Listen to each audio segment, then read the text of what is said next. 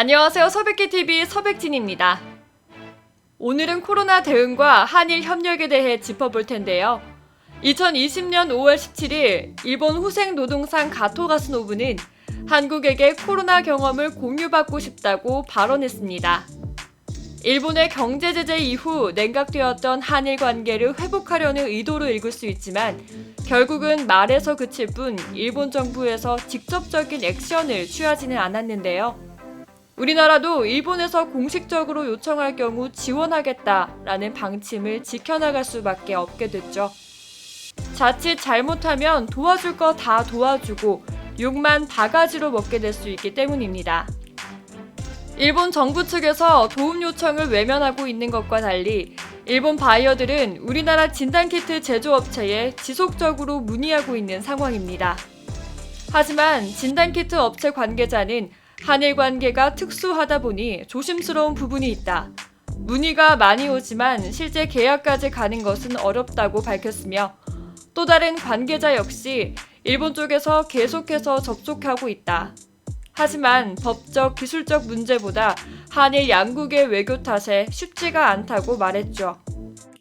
현재 일본의 상황을 살펴보면 겉보기로는 종식에 들어선 것으로 보이지만 검사 수가 무척이나 적어 실태를 파악하는 건 불가능에 가깝습니다.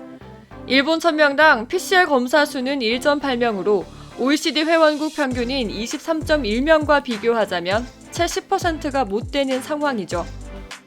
거기에 제대로 된 검사 체계가 잡혀있지 않아 수작업으로 진행하다 보니 진행 속도가 매우 느리고 인력난 또한 극심한 상황이라고 합니다. 다행히도 최근에는 검사 장비 수출에 물꼬가 트이는 중이라고 하는데요.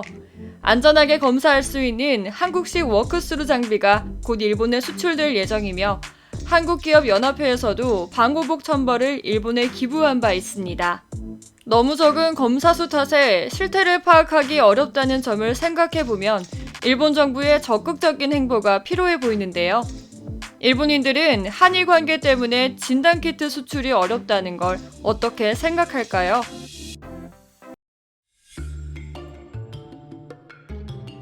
일본에서 만들면 된다. 노벨상의 타나카 씨는 아직 멀었나?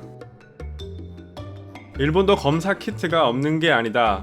검사하고 싶지 않은 것뿐. 일본과 한국은 이웃 나라인데 왜 사이 좋아질 수 없을까? 정부도 언론도 아무렇지 않게 가짜 뉴스를 퍼뜨린다. 한국산 키트는 결함투성이다. 일본의 PCR 검사는 이미 충분하다.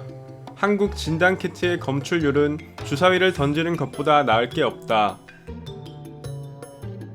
한국의 가치 있는 발명품은 때밀이 장갑 정도다. 한일은 서로 다양하게 지원하고 있는데 드러나지 않으니 물과 기름처럼 보인다. 동계올림픽에도 상당히 협력했었다. 한국에서 일본 딸기를 먹고 한국 딸기가 맛있다는 일본 선수를 보면 일본 사회의 정보 억제는 심각해 보인다.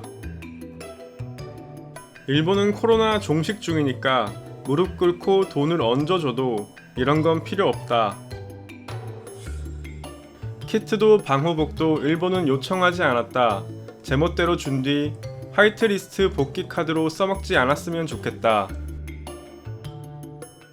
일본에서는 인권이 어쩌고 하면서 한국식 추적은 도입할 의지가 없는 것 같다. 실제로는 한국식 방역이 우수하다고 해도 일본 변호사 협회에서 인권 침해라고 어깃장을 놓을 생각으로 보인다. 진단키트도 PCR 검사 장비도 일제가 더 우월하다. 시마즈 제작소에 키트가 있기 때문에 한국 것은 필요 없다. 일본 기업들이 한국과 관련되지 않으면 좋겠다. 여러가지 시끄러운 일들이 생긴다. 일본 기업은 진단키트 대량 납품으로 프랑스 정부로부터 감사장까지 받았다. 일본 정부는 너무 고집 부리지 말고 한국 정부에게 무릎 꿇고 키트 수출을 부탁하자. 반드시 두 번째, 세 번째가 있으니까. 한국에 대한 열등감 때문에 키트를 제대로 수입하지 못하고 검사도 제대로 할 수 없다는 건 너무나도 어리석다.